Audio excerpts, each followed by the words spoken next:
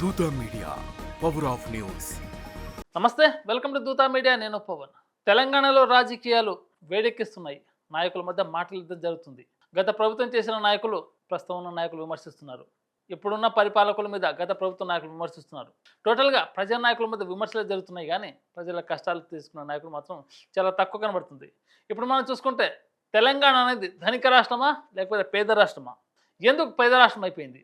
గతంలో ఉన్న పాలకులు ధనిక రాష్ట్రం చేశారు కదా, మరి ఇప్పుడు 1.5 సంవత్సరాలు ఎందుకు పరిపాలన భారంగా మారింది? అప్పుల భారం ఎందుకైంది? ఇది ప్రజల యొక్క తప్పు నిర్ణయమా లేకపోతే పాలకుల చేతగాంతనమా? ఈరోజు మనం మాట్లాడుకున్న అంశం ఏంటంటే, నిజంగా తెలంగాణ ఒకవేళ అప్పుల కూరుకుపోయిందంటే అది ఖచ్చితంగా సాధ్యం కాని పని. ఎందుకంటే గతంలో గత 10 సంవత్సరాల ముందు ఎవరైతే అధికారంలో ఉన్నారో తెలంగాణని పట్టించుకోలేదు. తెలంగాణ రాష్ట్రాన్ని, తెలంగాణలో ఉన్న వనరులను దోచుకున్నారు తప్ప తెలంగాణ ప్రజల కష్టాలను గాలికి వదిలేసి వాళ్ళ స్వలాభం కోసం వాళ్ళు పనిచేశారు. ఎప్పుడైతే తెలంగాణ ఏర్పడ్డదో తెలంగాణలో ప్రజల జీవితాలు బాగుపడ్డాయి. తెలంగాణలో పల్లె రూపురేఖలు మారిపోయినాయి, తెలంగాణలో పట్టణం రూపురేఖలు మారినాయి. తెలంగాణ ప్రజల మొహాలు చిరునవ్వు కనిపించింది. ఎండిపోయిన తెలంగాణలో 9 సంవత్సరాల పరిపాలనలో బీఆర్ఎస్ ప్రభుత్వం కొంచెం వెలుగులు నింపింది. వారి కష్టాలను దగ్గరుండి చూసిన బీఆర్ఎస్ నేతలు వాళ్ళు దోచుకున్నట్లేదు, బీఆర్ఎస్ నేతలు దోచుకున్నారు, కానీ ప్రజల కష్టాలను తీర్చారు. మరి ప్రస్తుతం ఉన్న ప్రభుత్వానికి ఏమైంది? అన్ని వనరులు సమకూర్చి బీఆర్ఎస్ ప్రభుత్వం గద్దె దిగిపోతే కాంగ్రెస్ ప్రభుత్వం గద్దెనెక్కినాక ఎందుకు ప్రజల కష్టాలు తెలియట్లేదు? నిజంగానే తెలంగాణ అప్పులో కూరుకుపోయిందంటే అది ఖచ్చితంగా ముమ్మాటికి అబద్ధమే. తెలంగాణ అనేది ఎప్పుడు ధనిక రాష్ట్రమే. మరెందుకు అప్పులో కూరుకుపోయింది? కొత్తగా అప్పులు పుట్టే పరిస్థితి లేకుండా ఎందుకు పోయింది? ఎందుకు? తెలంగాణలో అన్ని వనరులు ఉన్నాయి, అన్ని సౌలభ్యాలు ఉన్నాయి. ప్రపంచ దేశాలలో ఏ దేశంలోని కంపెనీ పెట్టుబడులు మన దగ్గర ఉన్నాయి. అలాంటి పెద్ద పెద్ద కంపెనీలు మన దగ్గర ఉన్నప్పుడు ఎందుకు తెలంగాణకు అప్పు పుట్టడం లేదు? అధికారులు అలాగే ప్రజా నాయకుల యొక్క లోపమా? ఖచ్చితంగా కనబడుతుంది ఇక్కడ. ఖచ్చితంగా ఇది ప్రజా నాయకుల యొక్క లోపమే. సరైన నిర్ణయం లేదు, పార్టీలో లొసుగులాట, సొంత కుటుంబంలోనే కొమ్ములాటలు జరుగుతున్నాయి. తెలంగాణ ఆదాయం తగ్గిందా? ఎందుకు తగ్గింది? గత పాలకులు అప్పు చేసినా కానీ ఆదాయం పెంచారు, ప్రజల కష్టాలను తెచ్చారు కదా. మరి 1.5 సంవత్సరాల కాలంలోనే తెలంగాణ కాంగ్రెస్ ప్రభుత్వానికి ఏమైంది? ఎందుకు ఇలా మౌనం వహిస్తున్నారు తెలంగాణ కాంగ్రెస్ నాయకులు? బీఆర్ఎస్ నాయకులు ప్రశ్నిస్తున్నారు, మేమున్నప్పుడు రాష్ట్రాన్ని పచ్చగా చేశాం, మరి పచ్చగా ఉన్న రాష్ట్రాన్ని పరిపాలించడానికి మీకేం కష్టం? అప్పు తెస్తున్నారు, అప్పు ఎక్కడికి వెళ్తుంది అని బీఆర్ఎస్ నాయకులు ప్రశ్నిస్తున్నారు. మరి ఏమవుతుంది తెలంగాణ రాష్ట్రంలో రాజకీయాలు? కాంగ్రెస్ ప్రభుత్వం ఏంది? జనాలు నమ్మి ఓటేస్తే తెలంగాణ కాంగ్రెస్ నాయకులు ఎందుకు మౌనం వహిస్తున్నారు? సంక్షేమ కార్యక్రమాలకు కటకట తప్పదా? మీరు అధికారంలో వచ్చే ముందు ఎన్నికల మేనిఫెస్టోలో క్లియర్ కట్ చెప్పారు, సంక్షేమ పథకాలు మేమిస్తాం, ప్రజల కష్టాలు మేము తీరుస్తామన్నారు. మరి తెలంగాణ రాష్ట్రానికి అప్పు పుట్టకపోతే సంక్షేమ ఈ పథకాలకు ఫలాలకు అప్పులు ఎక్కడి నుంచి వస్తున్నాయి? మరి రాబోయే రోజుల్లో సంక్షేమ పథకాలు కూడా కటకట తప్పదా? మరి సంక్షేమ పథకాలు కూడా మేము అమలుపరచకపోతే ప్రజలకు ఇచ్చిన మీ వాగ్దానం ఏ విధంగా నిలబడుతుంది? వారి కష్టాలు మీరు ఏ విధంగా తీరుస్తారు? కేసీఆర్ ధనిక రాష్ట్రం అని పదే చెప్పారు. గతంలో చెప్పారు, ఇప్పుడు చెప్తున్నారు. గతంలో కేసీఆరే కాదు, గతంలో ఉన్న ఎన్నికల ముందు కాంగ్రెస్ నేతలు కూడా ఇదే మాట చెప్పారు. ఏంటిదని? ఎండిపోయిన తెలంగాణను బాగుపు చేసింది కేసీఆర్. తెలంగాణ బాపు, తెలంగాణ ధీరుడు, తెలంగాణ వీరుడు, తెలంగాణ ధీరశాల కేసీఆర్. ఎండిపోయిన జీవితాలను చిగురింపజేసి పచ్చగా మలిచారు తెలంగాణ రాష్ట్రాన్ని. గతంలో ఉన్న కాంగ్రెస్ నాయకులు కూడా ఎన్నికల ముందు ఇదే మాట చెప్పారు. మరి ఎందుకు ఇప్పుడు తెలంగాణ రాష్ట్రం అప్పులో కూరుకుపోయింది?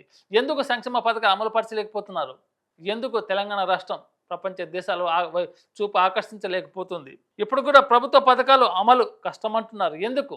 సంక్షేమ పథకాలు ఇస్తామని ఎన్నికల మేనిఫెస్టోలో హామీ ఇచ్చారు కదా, మరి ఎందుకు ప్రభుత్వ పథకాలు అమలు కష్టమని ఎందుకు అంటున్నారు? మరి మీకు తెలియదా విషయం? ఎందుకంటే ప్రజా నిర్ణయం ఎప్పుడు తప్పు కాదు, కేవలం పాలకుల నిర్లక్ష్యం వల్లనే ఈరోజు ప్రజా సంక్షేమ పథకాలు ప్రజలకు దగ్గరకు వెళ్ళలేకపోతున్నాయి. ప్రజా సంక్షేమ పథకాలు ప్రజలకు చేరాలంటే ఖచ్చితంగా అనుభవంతులైన నాయకులు కావాలి, అనుభవంతో ఉన్న కార్యకర్తలు కావాలి, అనుభవమైన ప్రభుత్వం కావాలి. ఆ దిశగా తెలంగాణ ప్రభుత్వానికి ఆ సత్తా ఉన్న కాంగ్రెస్ ప్రభుత్వానికి కానీ నిరూపించలేకపోతుంది. ఎక్కడ ఉంది ఈ లోపం? ఎక్కడ ఉంది ఈ కష్టం?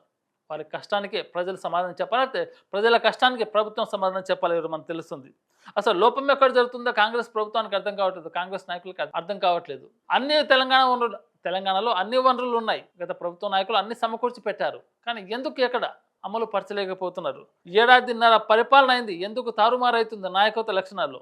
1.5 అయిపోయింది తెలంగాణ ప్రభుత్వంలో కాంగ్రెస్ ప్రభుత్వం ఏర్పడి. మరి ఎందుకు ఈ తారతమ్య భేదాలు ఇప్పటికీ నాయకులకు మధ్య? ఏం చేస్తున్నారు మీరు? ప్రజాపాలన అని చెప్పి ప్రజాపాలన పేరిట ప్రజలను గాలికి వదిలేసిన పరిస్థితులు ఈరోజు కనబడుతున్నాయి. ప్రజల కష్టాలు ఎక్కడ పడితే ఎక్కడ చూస్తే అక్కడే ఉన్నాయి. మరి ఏ విధంగా వెళ్తుంది తెలంగాణలో కాంగ్రెస్ ప్రభుత్వం, కాంగ్రెస్ నాయకులు? ఇరిగేషన్ ప్రాజెక్టులు కొత్త అంటున్నారు, మరి వాటికి అప్పులు ఎక్కడి నుంచి వస్తాయి? ఉన్న ప్రాజెక్టులైనా కాపాడుకోవాలి కదా మీరు. సరే, గత ప్రభుత్వ నాయకులు కట్టారు, కూలిపోయినాయి, కానీ వాటిని బాగు చేసి రైతులకు నీళ్ళు అందివ్వాల్సిన బాధ్యత మీది కదా. మరి కొత్త ఇరిగేషన్ ప్రాజెక్టులు కట్టండి, తప్పులేదు, కానీ ఉన్న ప్రాజెక్టులను సరిచేసే ప్రభుత్వం ప్రజలకు మేము ఉన్నామని అండనివ్వాలి కదా, భరోసానివ్వాలి కదా. మరి అది ఎక్కడ కనిపించట్లేదే. గత పాలకులు చేసిన తప్పునే మీరు ఏలెత్తి చూపుతున్నారు తప్ప ఆ కష్టాన్ని మీరు పూర్తి చేయట్లేరు. మరి ఇది ప్రజల మనసులోకి వెళ్ళి నాయకులు బలంగా చెప్తున్నారు. ప్రాజెక్టులు అన్నాక చిన్న చిన్న లోపాడుదలు జరుగుతుంటాయి. గత ప్రభుత్వంలో చేశారు, ఇప్పుడు కొన్ని చిన్న చిన్న లోటుపాట్లు జరిగాయి.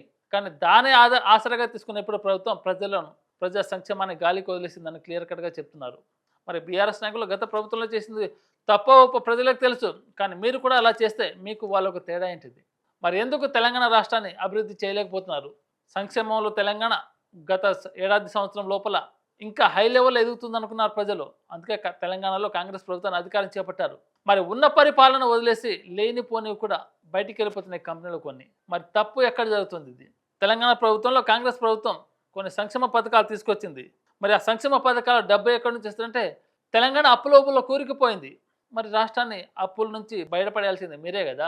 అసలు తెలంగాణకు అప్పు పుట్టకపోతే సన్న బియ్యంకి డబ్బులు ఎవరిస్తున్నారు? అసలు తెలంగాణ అప్పుల రాష్ట్రం అంటున్నారు కదా. మరి సన్న బియ్యం ఇవ్వడానికి డబ్బులు ఎక్కడి నుంచి వస్తున్నాయి?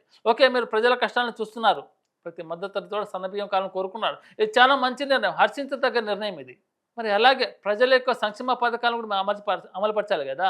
సన్న బియ్యం ఇచ్చారు, ఓకే, ప్రజలు సంతోషంగా ఉన్నారు. మరి డెవలప్ కావట్లేదే తెలంగాణ రాష్ట్రం. ఎందుకు? ఎక్కడ లోపం ఉంది? ఆ విషయం చూసుకోండి మీరు. యువ వికాసం ఎలా అమలు చేస్తున్నారు మీరు? ప్రజలకు తెలియదా ఇవి? తెలంగాణకు అప్పు రావట్లేదు అంటారు.